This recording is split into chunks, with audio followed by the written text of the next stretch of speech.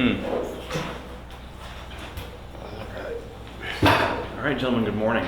Good morning. So this is the endorsement interview for House District. Remind me of the number. 40. 40. Feels like we've done 40 of these in the last 3 days. Our goal today is to figure out who our editorial board is going to endorse. To gain that information and to make that decision, we're going to be asking both of you a series of questions, trying to get to know you a little bit and understand where you stand on the issues, how you differ, and why we should endorse one of you. It is not equal time, which means we may ask more questions to one of you than another. It's not any attempt to flip the scales. It is simply that we may have follow-up questions on certain points. You're welcome to respond to anything your opponent says that you disagree with. Try not to interrupt if possible. And on that note, we are filming this for an audience of, I change the number every time, but like 13.5 people, I think, watch these videos. But those videos will air when our endorsement issue comes out, which is October 17th. On that note, if you haven't already, please silence your cell phones. And Representative Meek, given that you're the incumbent, I'll ask you to introduce yourself, tell us a little bit about your background and District 40, what the general parameters of the district are, and why you're seeking re-election. Wonderful, thank you very much. Well, my name is Mark Meek, and I'm the representative for House District 40. And our House District includes Oregon City, the full city of Oregon City, and the city of Gladstone. There's the Jennings Lodge community area, neighborhood, and Johnson City, and unincorporated Clackamas County areas. And I've been living in Clackamas County and in this specific neighborhood for over 15 years. And through that capacity, I've been involved as a volunteer on board of directors. I served as the Clackamas County Planning Commission chair and also on the commission for over 5 years. I serve on the board of directors for our Chamber of Commerce, North Clackamas Chamber, and also have been volunteer coach and been very active in the community. So through this capacity, when the seat came available, I ran and successfully won. And What so year? Yes, go ahead. What year did you? 2016 is when I ran, and I was sworn in last year, 2017. And so this last couple of years has been a really good learning experience. I've really I dove right in to understand some of the issues plaguing our communities and taking some tough votes, which I'm sure we'll talk about later. But I feel I'm still very well qualified, and I've had over 7 town halls with a lot of good participation and got a lot of good feedback from the community. So I'm hoping that I can win their vote again and continue to serve and do some better things for our community and the state of Oregon. Great.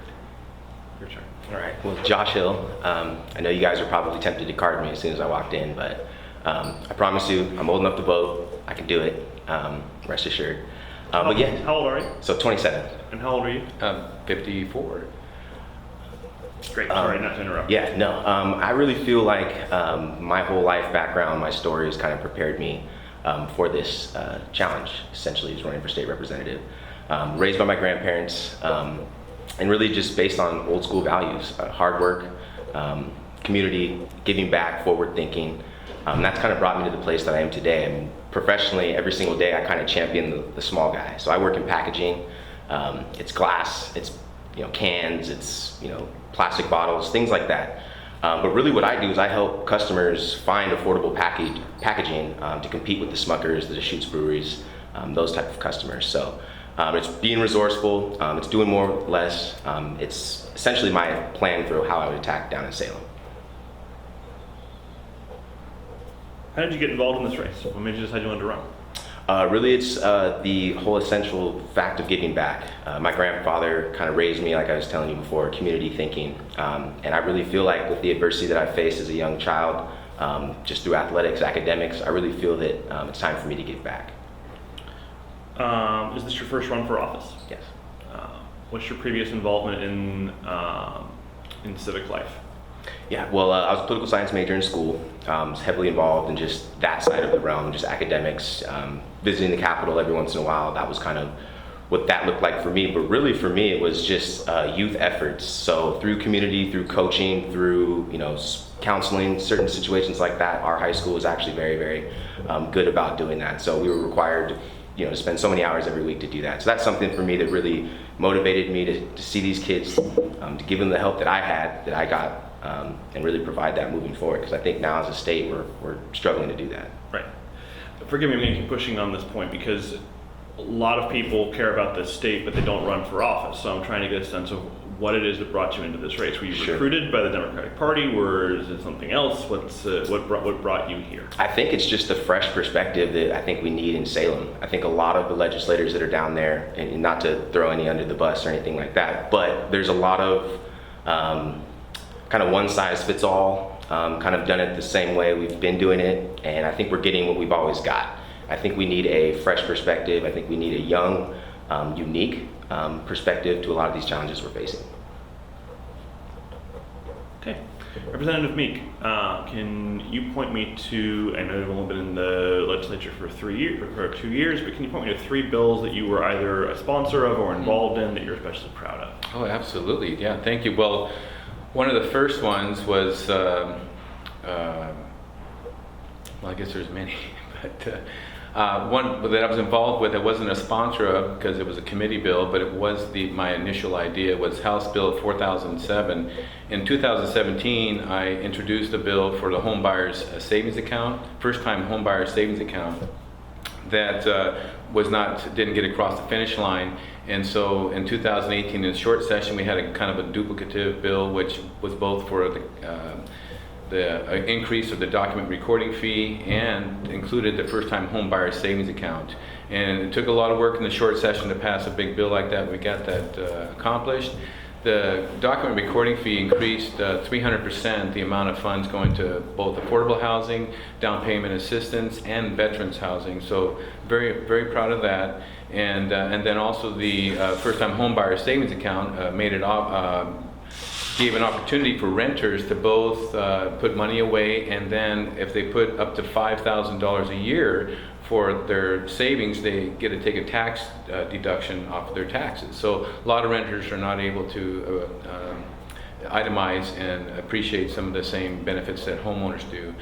Next one would have been a bill that, oh, go ahead, yeah. Yeah, how was that number $5,000 arrived at for the tax deduction? Well, we spent many months in 2017 going through Legislative Revenue Office, determining what kind of impact would have on, our tax, revenue coming in. So it ended up being a number that would both basically be not overly encumbering and hit a big hit on revenue coming in, and also just kind of a good number to kind of establish that it's already difficult to save money just as somebody that's a homeowner, let alone a renter. So we did some means testing, and there's some other details involved with that also. And then another bill, which I can go on more, but House Bill 4098, which was just this last short session, I was the chief sponsor of, and co-chief with Senator Boquist and Representative Dallas Hurd from down in Roseburg, and it was for veterans and veteran apprenticeship programs. The building trades are suffering from qualified candidates, and a lot of our veterans are getting out of service not knowing what to do and not having access to different programs. Well, we made this bill was mandatory that Department of Veterans Affairs, Oregon Department of Veterans Affairs, BOLI, the Employment Department, and the Military Department, Oregon Military Department, along with the National Guard, all will work together annually to come up with a process and some information that can be disseminated to veterans when they're departing. And they're going to be cooperating more with kind of like a job fair for our veterans. And this is for all of the types of apprenticeship and trade programs that are out there. So very proud of that too. Great. Do you want another one? I think you gave me 2. Let's do a third. Okay. Another one was actually, and I'm just going off the top of my head here, but 2661, which has a lot to do with families that are looking to provide and find a home for their elderly family members. And there's a couple of organizations that I don't want to mention to give any plugs to, but they had predatory practices that if well, we had issues where my in-laws needed to potentially look at other homes. And if one family member called this organization and said, we want more information about available homes that my mother could live in. Retirement home. Retirement, no, yeah, we got retirement home, yes. Nursing home. Retirement and assisted living, yeah. But once you communicated with these folks and you gave them your information, they owned your data in perpetuity. And so what happens if you wanted to go a different direction and say have somebody local try to help you find a place, they were locked out and weren't able to help you because they get a commission when you are placed. It doesn't charge the family or the person being placed money, but these organizations, they try to capture all your information, and then when you go there, whether they helped you or not, they get a commission, they get a part, and these are actually thousands of dollars per person that's going there. So we reshaped that legislation that made sure that every individual, when they were contacting these organizations to get help, had a disclosure that the folks that were doing this information were licensed and that were vetted and bonded, so that if they were going to be helping our seniors and our families that are trying to help their elderly parents place in a home, that they would have full disclosure, that they would know that they could either opt out or know that they didn't have to move forward with that. So, thank you. Can you point to a vote or several votes that your opponent has taken that you find troubling? Yes, I would say SB 1528, the bill on increasing taxes on small business. For me, as a guy that works in small business, that background, it's troubling. It's challenging. We've had to restructure our business as far as what we do, as far as where we inventory and certain things like that. So, I mean, for that, picking winners and losers for me is not comfortable. Walk us through that bill a little bit more. What's that bill about? So that bill is essentially, it's increasing taxes pointed at small businesses. So essentially, it's basically applying a one-size-fits-all parameter to organ businesses, and not all organ businesses are one-size-fits-all. So I think that bill isn't very fair. Representative, you want to respond? really happily. I had a feeling. I don't think Mr. Hill understands that whole bill at all. We didn't pick winners or losers. What happened is the federal government made some tax changes that the state of Oregon can actually agree to or not agree to, either connect or disconnect or allow those allowances to be continued. In 2013, the state of Oregon already gave a great tax break to LLCs and S corporations from the standard 9% down to 7%. Mm-hmm. And this bill, the tax change that the federal government did would have lowered the taxes that our current business owners have at those levels from 7% to 5%. So what we did, this was called the disconnect bill. Oregon decided to disconnect from that federal tax law. And if you look at it, we did not increase anybody's taxes, because a business that did their taxes in 2017, their taxes for Oregon is going to be exactly the same, because they're going to realize and appreciate the same tax level that they appreciated the year before. But actually, they're going to have they'll have a tax relief with the federal tax law. So in other words, first of all, Senate Bill 1528, what year was this? This is 2018. 2018. Did it come after the Trump tax cuts? Yes, sir. Okay, Yeah. so this is decoupling from federal tax law to basically keep the rate the same for certain businesses, which you feel are picking losers in this Correct. case. I'm just trying to understand it. I'm Yeah. less trying to weigh in with my personal opinion on it Right. Establish the parameters on this. All right. I think I understand your differences on that bill. Let's talk about your backers. How much money have you raised? So far, so about $250,000 so far. Who's your biggest contributor? Oregon Realtors.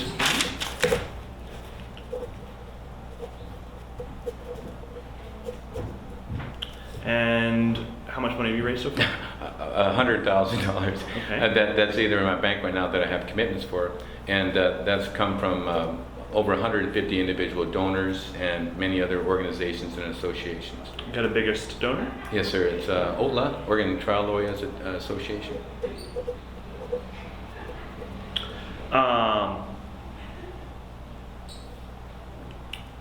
Hard votes. You talked at the beginning about this. Was there any vote that got the realtors particularly irritable at you? Yes, and it's 2017, House Bill 2004, and it was the removal of the preemption of rent control in the state of Oregon. And as both a landlord and a property owner, investment property owner, I spent both hours of testimony, listening to testimony from both homeowners or property owners, investment property owners, and tenants. And at the end of the day, I had more people come into my office that were both from my community and House District 40 asking for relief, whether it be from women, domestic violence services. And this is related to both no-cause evictions and rent stabilization. So there was a double side to the whole bill. And so it took me, yet believe me, many hours and a lot of pressure. That the example I've given some other folks is that the weight of the world is so heavy in that on the floor of the House that you can feel it, when you're out there trying to come up with a decision. And one of the things that people ask you, are you going to be able to take those tough votes? That was the toughest vote I've ever taken. But I will do it again, and I'd stand behind that vote because folks in my community really needed it. We are in a crisis for housing right now, and sometimes you have to take tough votes that your party or your supporters do not necessarily agree with. But I'd be glad to do it again, and I'll stand up and fight for tenants' rights and the people of Oregon every day. Were the realtors backing you before that? Yes, sir. How much, to the tune of how much money? Last year's raise probably $50,000. I take it that money is now on the other side of the table. Yes, sir. Interesting. What do you make of that vote? I think for me personally, it's a different approach. So as a homeowner, I kind of understand the ins and the outs of the process of buying a home. I think right now in the state of Oregon, it's about 30 months from shovel to the time the home is completed. And that's gone to our supply and demand issue. And that's where I would approach these issues. So predatory landlords, definitely that's an issue that needs to be focused on. But this is a supply and demand issue. We need to cut through the red tape. These permitting processes that they're grueling as far as timelines. We need to get that corrected. So that would be my approach versus more government restriction and rent control. Katie, you got questions? I think we should go over some of the ballot measures. Let's go over some of the ballot Initials measures. Where do each of you fall on 103? I should preface this just by saying, no, I just want to make sure, we had some confusion about this yesterday. We're not asking you to tell us how you think Oregonians should vote or or whether you're endorsing.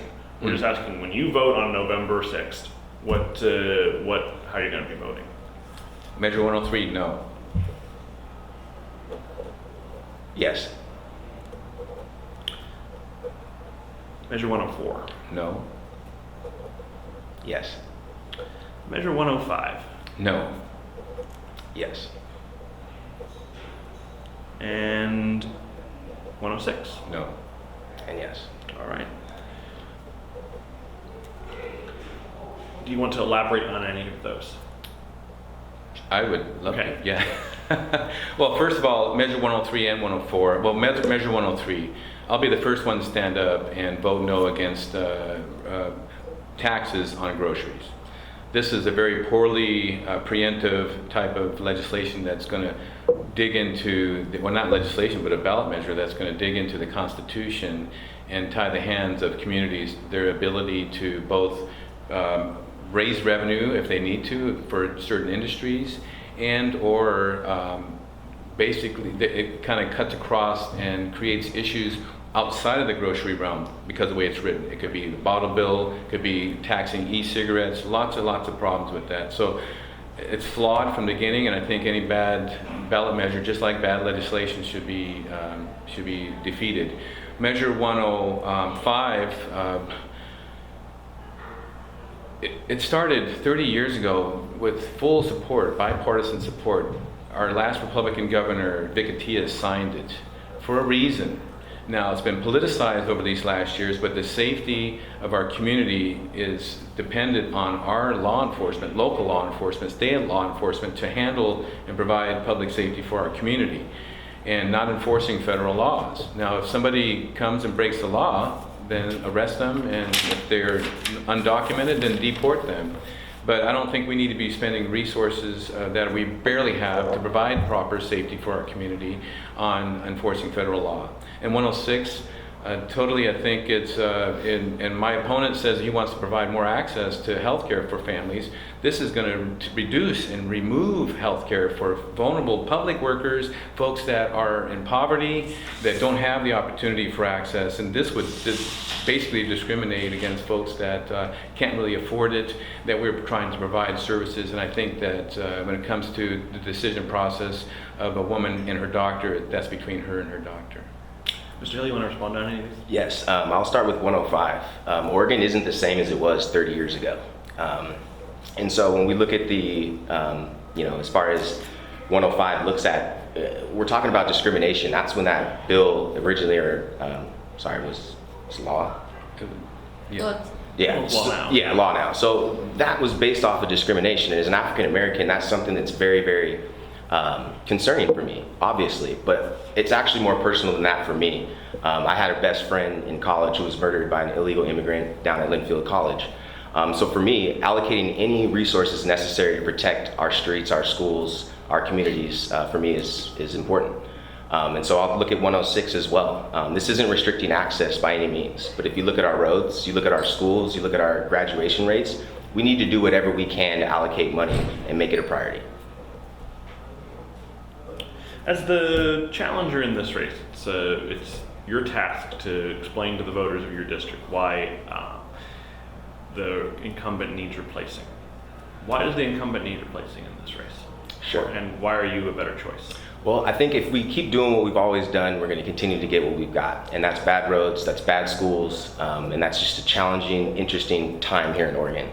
I provide a fresh, unique approach to a lot of these issues and challenges. I'll look at bullying, I'll look at things like that in schools. I mean, I just came out of the school system. I understand the impacts of social media and what those do to kids' emotions. So I think that that's what we need in Salem. We need a fresh, unique approach. We need creativity, and we need motivation to get some of these solutions actually solved. Give Governor Kate Brown a grade from A to F, speaking of schools. Oh, that's tough. I'd say right now, given our current graduation rates, I have to say a D at best. A grade for the governor. I'd say at least a B. Okay, why? Well, she has done a lot of good work for our school districts, supporting some of the, I think it was Measure 98 funding. We had a really, we already do have a really tough budget to balance, and we do have a lot of resources going in different directions, including transportation, which we spent billions of dollars on last year with House Bill 2017. But the governor is working very hard with both our communities and their school districts to make sure they have the access. But it takes a cooperation from both the legislature and the Senate. So, okay. I'd like to give each of you the opportunity to ask each other a question. As the challenger, why don't you go first? Sure. Representative, what would be your approach to fixing PERS? Fixing PERS. Well, there is actually well, let me make sure that you understand PERS too. This is not a one bullet fix-all thing. There are over 764 districts, entities, cities, police departments, and so it's going to take a really strong approach. There is, and I spent months last year in 2017 trying to figure out what the best solution is. Now, to me, it's become very politicized, and it's a great political story. But does anybody have the answer? And it's going to take cooperation between both the unions, both the state, and both the House and Senate and the governor to see, what kind of meaningful, fair solutions we can. And we are tied by legal. The judge's decision. Yeah, sure. yeah. If there's one thing that's become clear to me in the last 4 weeks, it's that no one understands PERS.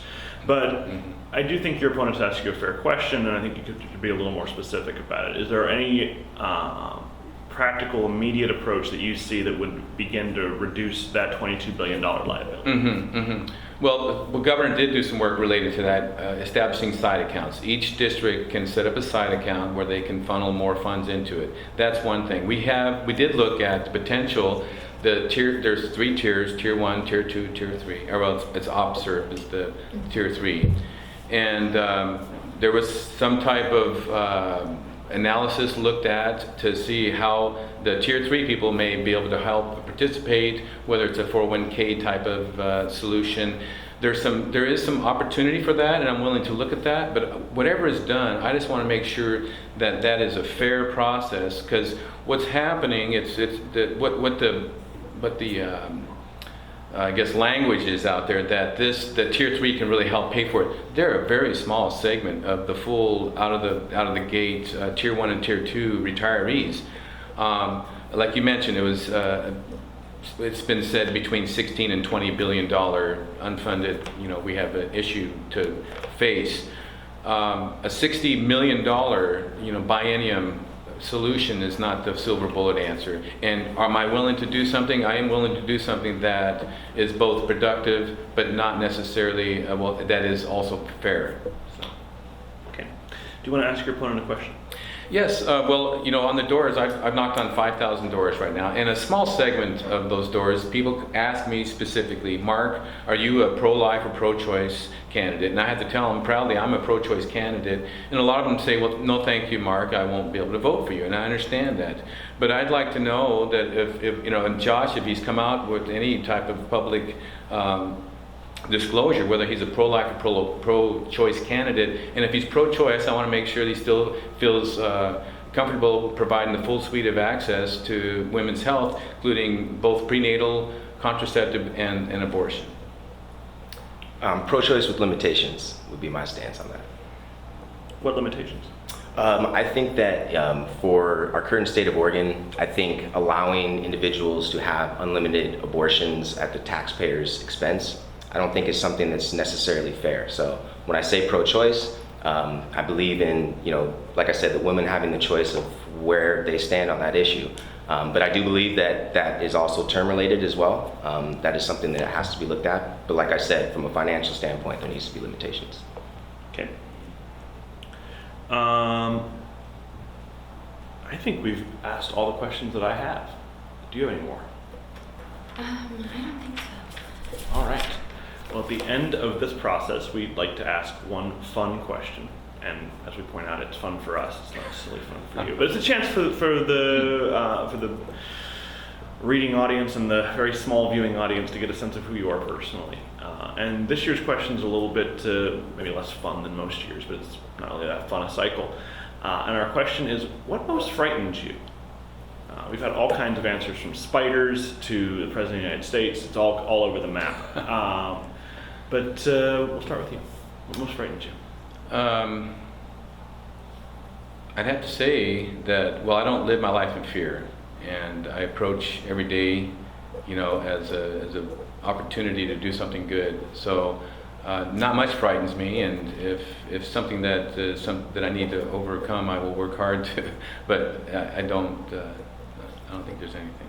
Oh, not even spiders? Spiders give me the heebie-jeebies, yeah. All right. I was going to say 100% I applaud you, Representative. Spiders scare me. The brown widow just showed up in Oregon City. Yeah, no, I'm very upset about this. That's very concerning for me. So I've done everything in my power to actually fight that fear. It's not going to happen. I can't do it. Very upsetting. I'm not pleased about the brown widow.